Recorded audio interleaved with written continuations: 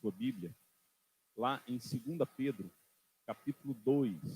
2 Pedro, capítulo 2, verso 1 ao 22. 2 Pedro, capítulo 2, versos 1 ao 22. Segunda carta de Pedro, capítulo 2, versos 1 ao 22.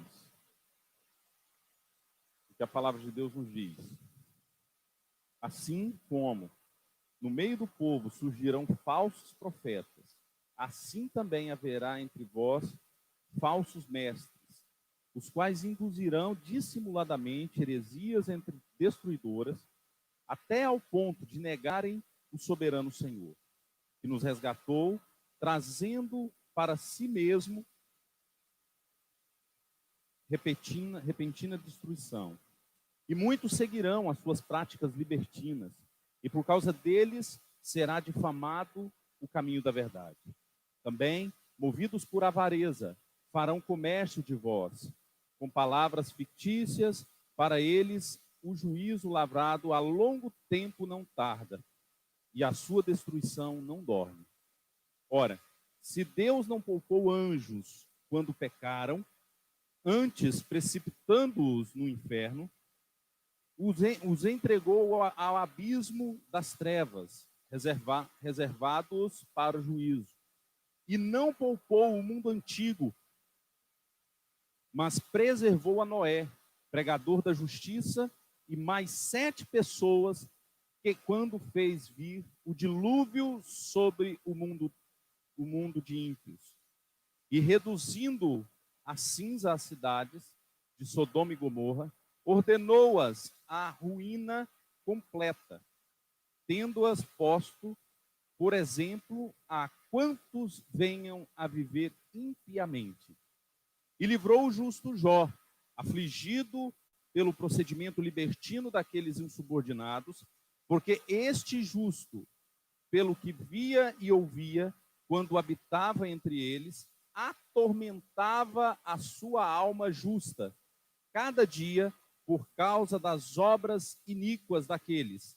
É porque o Senhor sabe livrar da provação os piedosos e reservar sob castigo os justos para o dia do juízo, especialmente àqueles que, seguindo a carne, andam em imundas paixões e menosprezam qualquer governo. Atrevidos, arrogantes, não temem difamar autoridades superiores, ao passo que anjos, embora maiores em força e poder, não proferem contra elas juízo infamante na presença do Senhor. Esses, todavia, são como brutos e irracionais, naturalmente feitos para presa e destruição, falando mal daquilo em quem são ignorantes, na sua destruição também hão de ser destruídos, recebendo injustiça por salário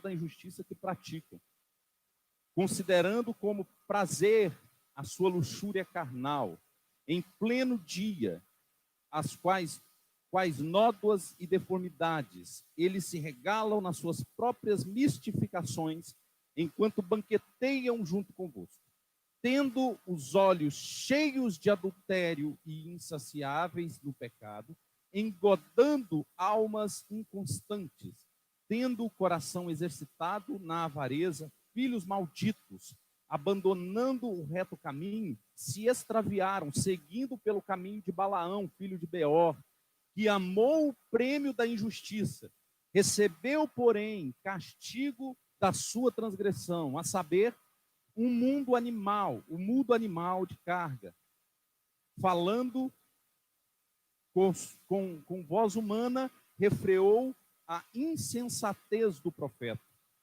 Esses tais são como fonte sem água, como névoas impelidas por temporal. Para eles está reservada a negridão das trevas, porquanto, proferindo palavras jactanciosas de vaidade, engodam com paixões carnais por suas libertinagens. Aqueles que estavam prestes a fugir dos que andam no erro, prometendo-lhes liberdade, quando eles mesmos são escravos da corrupção, pois aquele que é vencido fica escravo do vencedor. Portanto, se depois de terem escapado das contaminações do mundo mediante o conhecimento do Senhor e Salvador Jesus Cristo, se deixam enredar de novo e são vencidos, tornando-se o seu último estágio pior que o primeiro, pois melhor lhes fora nunca tivessem conhecido o caminho da justiça do que, após conhecê-lo, volverem para trás, apartando-se do santo mandamento que lhe fora dado. Com eles aconteceu o que diz certo ditado: o cão voltou ao seu próprio vômito e a porca lavada voltou a revolver-se no lamaçal. Vamos orar?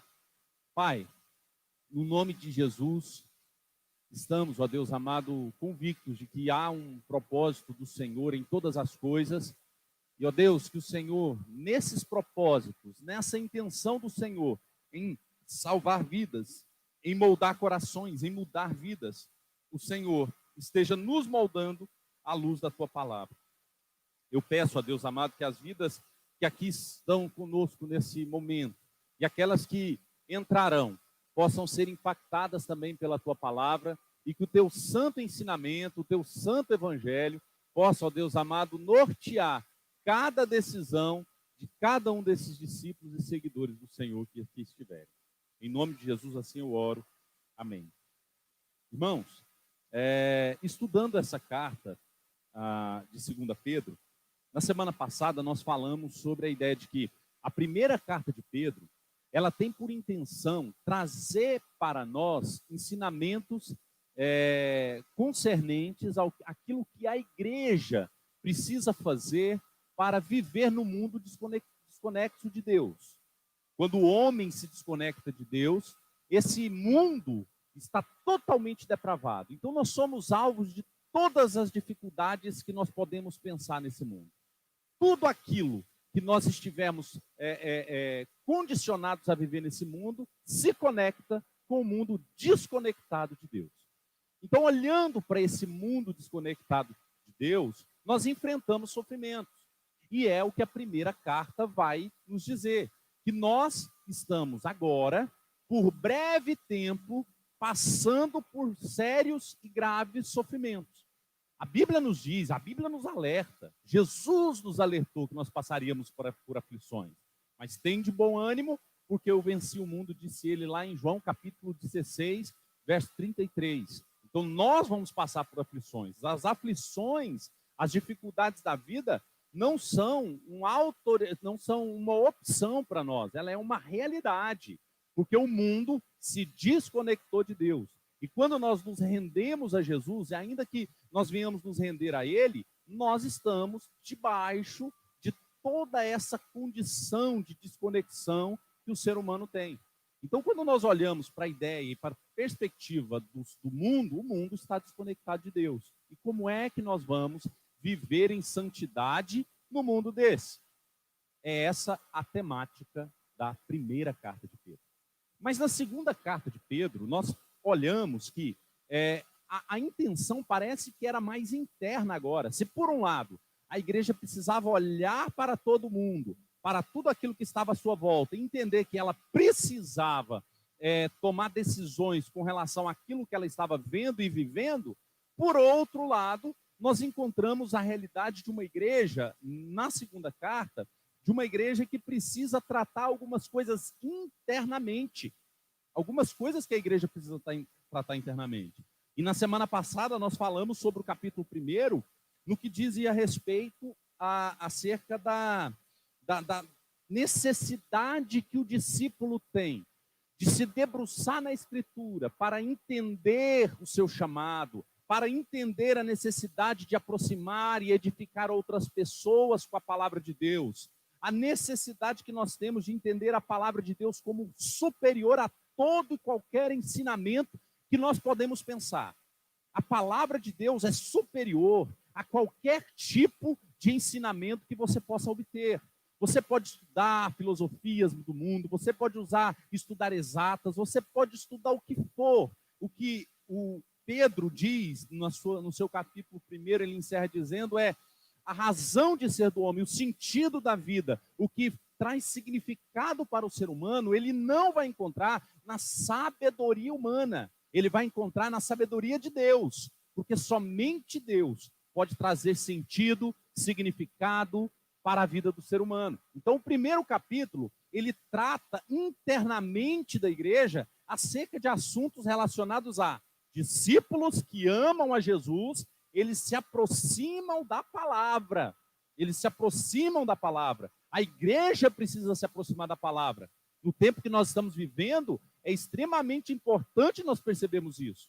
Precisamos nos aproximar da palavra de Deus para entender o nosso chamado, para entender a importância que eu tenho de aprender a palavra e edificar outras vidas, e entender a importância da palavra para toda a humanidade.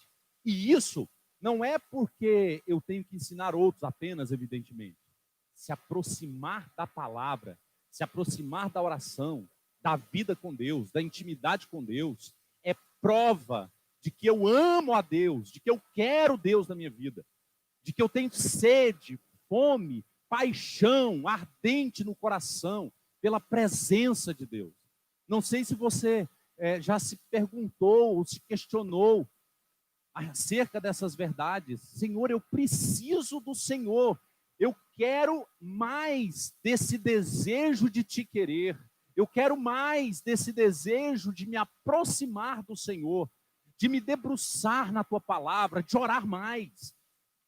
É tempo de você talvez olhar e pedir para que Deus aperfeiçoe no seu coração o desejo de aproximar da palavra, de amar a Deus sobre todas as coisas, sabendo que se eu amar a Deus sobre todas as coisas, as outras coisas nos serão acrescentadas.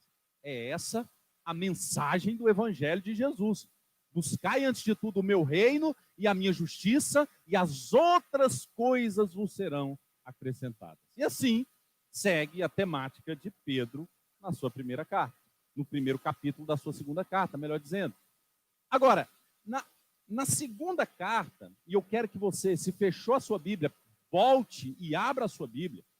Na segunda carta de Pedro, no capítulo 2, Pedro ele vai falar a respeito de um assunto muito mais profundo. Ele vai agora direto naquilo que era problema na vida daquela igreja.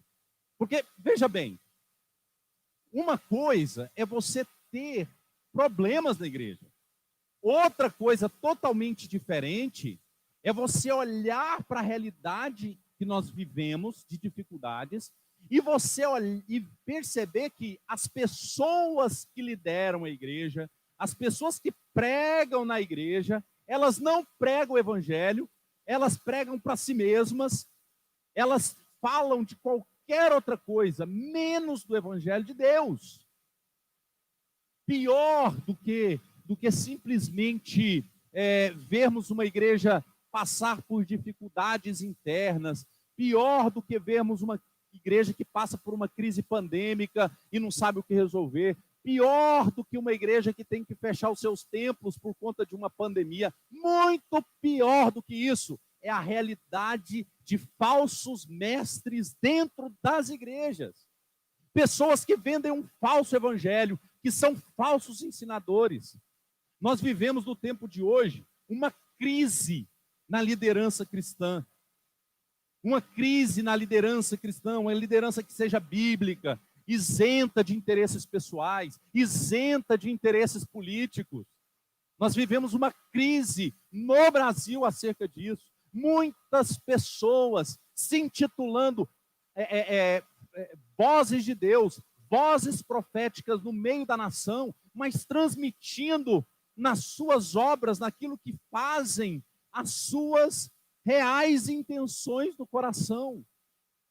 As suas reais intenções do coração. Então, aquela igreja estava com esses problemas internos, crise na liderança, crise de profetas, de pregadores, crise no meio dos pastores, crise no meio dos presbíteros, crise no meio das lideranças da igreja, pessoas que estavam dentro da igreja, internalizado aspectos de liderança, no entanto, desconectada do compromisso com a verdade. Era esse o problema naquela igreja, um dos problemas daquela igreja. E quando você olha para esse texto, ele inicia já dizendo assim, ó, capítulo 2 de 2 Pedro, verso 1, olha aí na sua Bíblia. Assim como no meio do povo surgiram falsos profetas, assim também haverá entre vós falsos mestres. O que ele está dizendo? Ó, no passado, vocês tiveram falsos profetas, que ele está apontando lá para o Antigo Testamento. Quando, por exemplo, Miqueias, para citar um exemplo de um profeta, estava profetizando a ruína de Jerusalém, estava profetizando que ela ia cair e seria exilado aquele povo. Deus estava mandando o profeta Miqueias dizer: arrependam-se, Deus vai punir vocês, Deus vai descer a mão poderosa dele sobre vocês, e virão consequências. Vários profetas falsos profetas, vieram de longe, de todos os lados, para falar para o povo: é mentira, não, isso não vai acontecer. Acaso Deus vai se levantar contra o povo dele? Deus é amor, Deus ama o seu povo, o Senhor vai trazer um tempo de paz para o nosso tempo. Não tem esse negócio de passarmos por dificuldades, porque nós somos o povo escolhido pelo Senhor, nós somos o povo de Israel, nós somos os descendentes dos filhos de Abraão, Davi é o nosso pai. Eles estavam lá nessas falas, esses falsos profetas, e veja bem, o profeta de Deus acusando o povo e anunciando e denunciando o pecado, enquanto os falsos profetas massageando o ego das pessoas, dizendo que eles eram bons, dizendo que aquele povo não precisava de arrependimento, coisa nenhuma. Isso que estava acontecendo no Antigo Testamento. E agora aqui, capítulo 2 de 2 Pedro, o que diz aqui é exatamente igual. Assim como no passado vocês tiveram falsos profetas, agora vocês também terão falsos mestres. Então, falsos mestres é uma realidade do nosso tempo. Falsos mestres é uma realidade nesse tempo. E falsos mestres é uma realidade no nosso tempo. É uma realidade no nosso tempo. Agora, fica a pergunta: pastor, como é que eu identifico quem é falso mestre?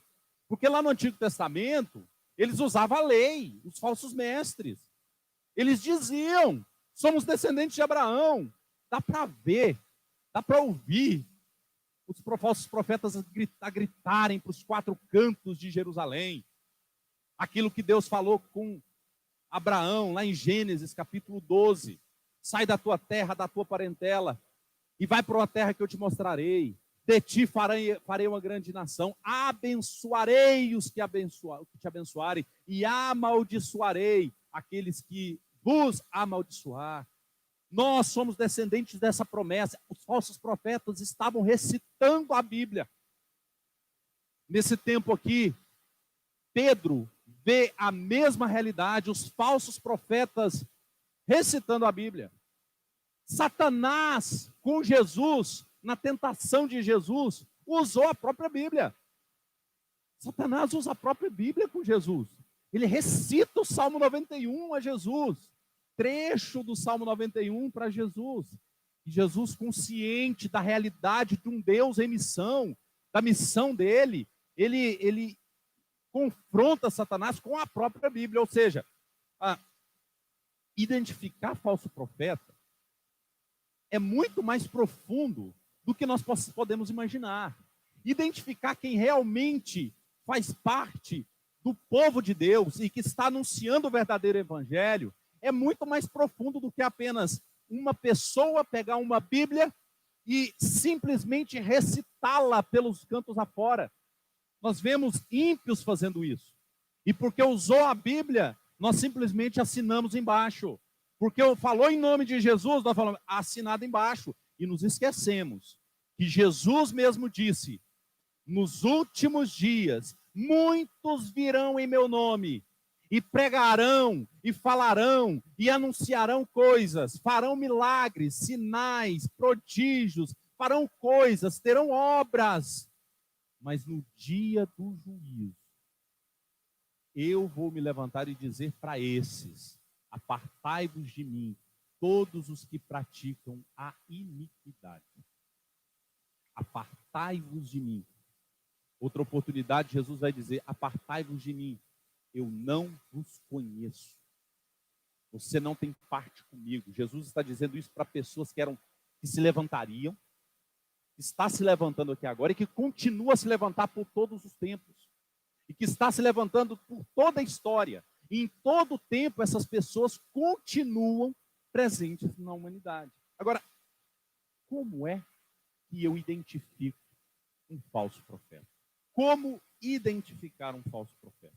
Primeiro, verso 1 ao 3 vai dizer que os falsos mestres, ou falsos pregadores, falsos pastores, falsos líderes, eles são dissimulados em seu discurso. Olha o que vai dizer o versículo 1. Acompanhe aí na sua Bíblia. Assim como no meio do povo surgiram falsos profetas, assim também haverá entre vós falsos mestres. Olha o que eles vão fazer. Aos quais introduzirão dissimuladamente. Preste atenção nisso. Eles vos introduzirão de forma o quê? Dissimulada. De forma dissimulada, de forma particionada, de forma a causar intrigas, a causar divisões. O que eles vão fazer? Heresias destruidoras. A heresia é aquilo que contraria os princípios e valores do reino, da Bíblia e do Evangelho. Então, tudo aquilo que contraria o Evangelho é uma heresia. O texto está dizendo que esses falsos mestres vai introduzir no meio deles essas falsas heresias, esses falsos ensinos. Agora, olhe bem esse versículo. Qual que é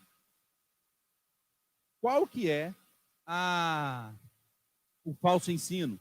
Os falsos mestres, eles negam a soberania de Deus, é o que o texto está dizendo. Haverá entre vós, olha, até o ponto de renegarem o soberano Senhor que os resgatou, trazendo para si mesmos repetindo a destruição. Eles vão negar a soberania de Deus. Os falsos profetas negam que Deus é soberano. Ora, irmãos, isso é muito grave. Nós estamos vivendo uma crise pandêmica em que as pessoas estão questionando a soberania de Deus, em que recentemente eu ouvi de pastores dizendo que Deus não é soberano, que não está no controle. Pessoas afirmando que porque temos problemas, Deus não está no total controle da humanidade. Porque temos sofrimento, Deus não está no controle da humanidade. É impressionante como o coração do homem ele se queda a questionar sempre a autoridade de Deus e a sua divindade, e não culpar-se dos caos e das calamidades que o mundo tem. A culpa não é de Deus. Deus não é autor do mal, Deus não é culpado. No entanto, isso não o faz menos soberano ou com menor autoridade. Aqueles falsos mestres, diante das dificuldades que aquele povo estava passando no mundo, eles estavam falando para aquele povo: olha, Deus não é soberano. Deus não está no controle das coisas. O divino, o ser divino, não tem ação nesse meio aqui em que nós nos conectamos. O ser divino está lá no céu e nós estamos aqui na terra e as duas coisas não se tocam. É essa a realidade que eles estavam ensinando. Os falsos mestres ensinam isso, e o que é pior, os falsos mestres, dissimulados que são, eles possuem seguidores. Olha o que diz o verso 2. E muitos seguirão os caminhos vergonhosos desses homens. Quando diz aí caminhos vergonhosos, a gente vai entender que esses caminhos vergonhosos diz respeito à forma de vida libertina que eles estavam vivendo, que nós vamos falar mais na frente. Mas muitos vão segui-los. Muitos vão seguir esses mestres. E eles vão seguir esses homens por causa deles, difamando então o caminho da verdade. Ou seja, vão seguir o caminho desses falsos mestres que dissimulam no seu discurso, e vão ser muitos.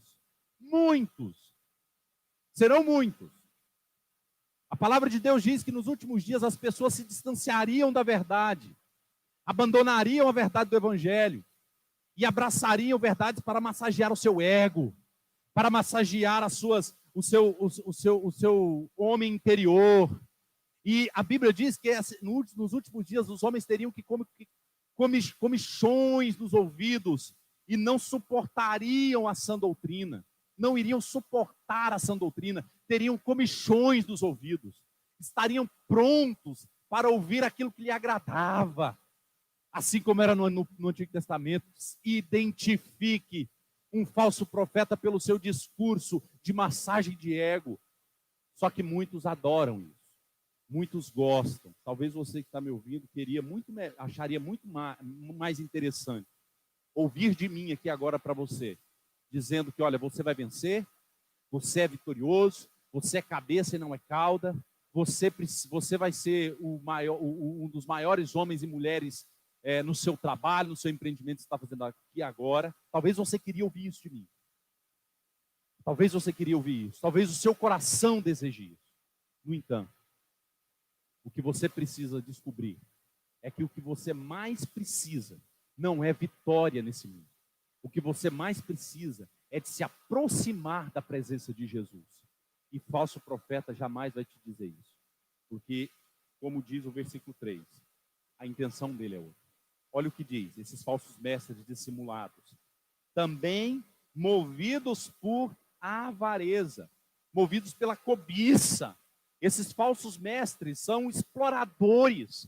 Eles exploram o desejo das pessoas. Por isso que vendem de tudo. Por isso que é interessante vender água, vender lenço, vender tudo. Vender pedaço de roupa. É interessante porque me satisfaz. Eu trabalho com a fé e a fragilidade das pessoas. Nesse exato momento, quantas pessoas já não partiram? Já não morreram? Quase 500 mil de pessoas morreram no mundo por conta de uma só pandemia, fora as outras pessoas que partiram. Fora as outras pessoas que partiram. Fora as outras pessoas que por outros motivos morreram. A verdade é que é muito fácil explorar as pessoas. A verdade é que é muito fácil massagear o ego dos outros. É isso que os falsos mestres fazem. Eles exploram. Agora, percebam, o texto diz no versículo 3, em sua cobiça, tais mestres explorando com histórias que inventaram. Por isso que dizem palavras fictícias, eles inventam coisas. Não duvide que possam inventar milagres para te enganar. Não duvida que possa mentir sobre curas para te enganar. Não te admire que falsos profetas possam contar mentiras para te fazer enganado diante de um cenário de dificuldade que você talvez esteja vivendo. Se você está vivendo uma crise financeira absurda e muito grande, evidentemente que os falsos profetas encontrarão em você um lugar para falar de uma mensagem que você apenas pode prosperar financeiramente. Não que Deus não possa me fazer prosperar, não que Deus não possa me fazer crescer nos meus negócios, mas o objetivo do evangelho não é esse. O objetivo do evangelho é outro. É conectar os homens de volta com o Pai. E isso o próprio Deus está fazendo na história. Segunda coisa. Como identificar um falso mestre? Versículo 4 até o verso 16, vai nos dizer que os falsos mestres, você identifica eles porque eles vivem para satisfazer os seus próprios prazeres. E eles serão punidos por isso. Percebam, os falsos mestres vivem para satisfazer os seus próprios prazeres. Vivem para satisfazer a si mesmos. Eles não pensam no reino. Eles não pensam na pregação do evangelho. Porque eles estão preocupados com seus interesses. Eles estão preocupados com seus argumentos. Eles estão preocupados com sua vida pessoal.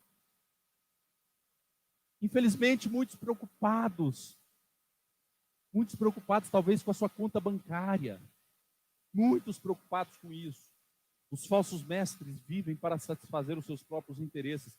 E olha o que Pedro vai dizer nesse versículo 4 até o versículo 7. Se você olhar aí na sua Bíblia, recapitulando, você está em 2 Pedro, capítulo 2. Fique com a sua Bíblia aberta. Olha o que vai acontecer do verso 4 até o verso 7. Aqui é nos contado 3 realidades em que Deus puniu o pecado.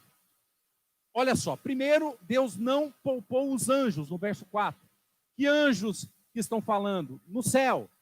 A Bíblia diz, e pelo estudo da Escritura nós vamos entender que Satanás e 1/3 das miríades celestiais foram despencados do céu. Foram despencados do céu. E Deus puniu-os, mandando-os para o inferno. E essas pessoas, esses anjos, estão condenados ao inferno. Deus não poupou eles. Quando eles, os próprios anjos, ousaram o interesse de serem iguais a Deus. Mas o texto ainda vai dizer também no versículo 5, se você acompanhar aí na sua Bíblia, que Deus também não poupou o mundo antigo. Qual que é o mundo antigo a qual ele está dizendo? O mundo de Noé.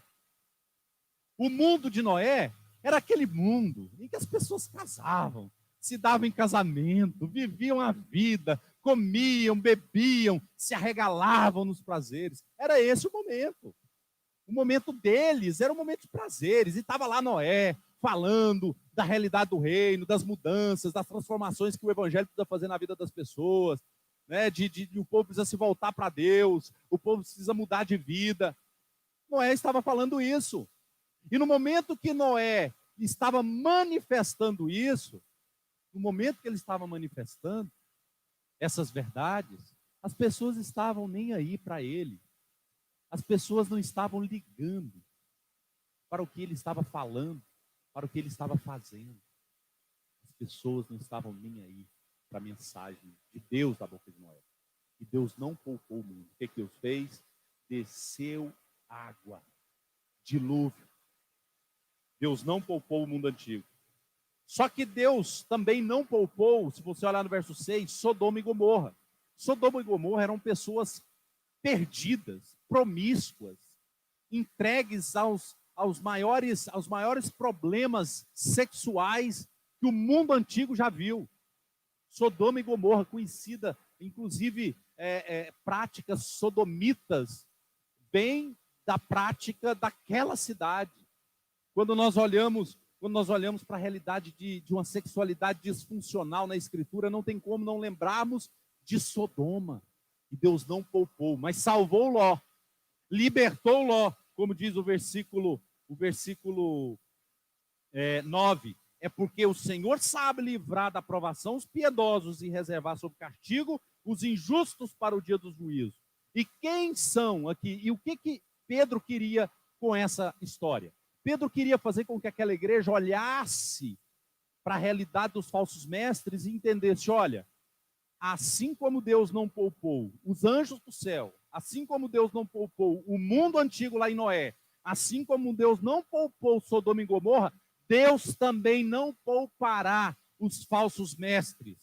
Mas também Deus estará salvando os seus discípulos que estão passando por todas essas provas, porque Ele tem prazer em aprovar os seus discípulos, em provar e aprovar os seus discípulos. Agora, por que os falsos mestres serão destruídos? Por que os falsos mestres serão destruídos? Se você olhar mais para frente, versículo 10 em diante, vai dizer que os falsos mestres eles serão destruídos porque eles são falsos mestres que difamam e são manipuladores. Olha o que o texto vai dizer na edição NVI. Mas eles difamam o que desconhecem e são como criaturas irracionais, guiadas pelo instinto, nascidas para serem capturadas e destruídas, serão corrompidos pela sua própria corrupção. Eles receberão a retribuição pela injustiça que causaram. Pessoas, falsos profetas, eles difamam coisas que desconhecem, coisas que desconhecem. Se você olhar o versículo 11, o versículo 11 vai dizer que eles estavam difamando autoridades, no sentido de autoridades espirituais. E aqui me lembro de Pedro, de João, quando aliás, Judas, quando na sua carta, no versículo 11, ele fala sobre Moisés, que contendia com Satanás acerca, aliás, o arcanjo, né, Gabriel, que contendia com Satanás acerca do corpo de Moisés. Esse arcanjo olha para Satanás, que está contendendo acerca do corpo de Moisés, e olha para ele e diz: o Senhor te repreenda. A realidade que Pedro está falando aqui para eles, dos difamadores, é que eles não têm nem consciência do que estão fazendo. Saem por aí entrevistando o demônio, saem por aí pisando, dizendo que estão pisando na cabeça do diabo, saem por aí dizendo que manda no diabo, que entrevista diabo, sai por aí conversando com legiões, sem ter a noção do que estão fazendo. E olha o que o versículo 11 ainda vai dizer: ao passo que anjos, embora maiores em força e em poder, não proferem contra eles juízo infamante na presença do Senhor. Ou seja, nem anjo infama demônio, mas esses falsos profetas gostam de difamar tudo, até demônio. Gostam de se achar mais poderosos, inclusive do que demônios. E é esse viés que entra os falsos profetas. O texto ainda vai dizer que esses falsos mestres, eles vivem para os seus próprios prazeres e interesses. Por isso que ele vai dizer assim, ó: consideram prazer entregar-se à devassidão, regalando-se em seus prazeres, tendo os olhos cheios de adultério, porque o problema ali naquele tempo de pecado eles eram entregues aos adultérios, eles eram entregues às perversões sexuais, eles eram entregues a tudo. Eles eram pessoas que se entregavam aos seus próprios prazeres, eram pessoas que se entregavam às suas próprias inclinações. E aí o texto vai terminar dizendo que, olha, eles abandonaram o reto caminho e seguiram o caminho de Balaão. Balaão, quando vai conversar com Balaque, lá em Números, capítulo 22, quando ele vai para conversar com Balaque, ele vai com a intenção de destruir os moabitas. Ele vai com a intenção de destruir. O coração dele dizia isso. E no meio desse caminho, daquele coração duro, daquele profeta que estava contumaz, com seu coração perverso, Deus se levanta para ele e fala com ele, ele não ouve. Deus levanta por 3 vezes uma jumenta para falar com ele. Uma jumenta para falar com ele. Até o momento que ele ouve, que ele cai em si. Ele percebe a aberração que ele estava fazendo, que era amaldiçoar um povo que teria sido abençoado por Deus naquele momento. E Deus havia dito para ele: não amaldiçoe aquele povo. Aquele povo nesse momento não. E o texto vai continuar nos dizendo, terminando, que os falsos mestres são superficiais por não falarem do Evangelho. O texto diz, no versículo 17, esses tais são como fontes sem água. Esses tais são como fontes sem água. Os falsos mestres, por fim, eles são pessoas superficiais porque não falam do Evangelho. O falso mestre, eles ensinam mensagens que não alimentam. Os falsos mestres ensinam mensagens que revelam as suas más intenções. Os falsos mestres ensinam mensagens que não libertam ninguém de nada, pelo contrário, aprisionam as pessoas em seus próprios prazeres. Quando elas estão prestes a sair, as mensagens dos falsos mestres aprisionam ela mais ainda em seus prazeres. E por isso que ele vai encerrar dizendo aí no versículo 20 e 21, seria melhor nem terem conhecido, porque essas pessoas, elas não entenderam o evangelho. Ela conheceu o evangelho, mas esse evangelho não penetrou o teu coração.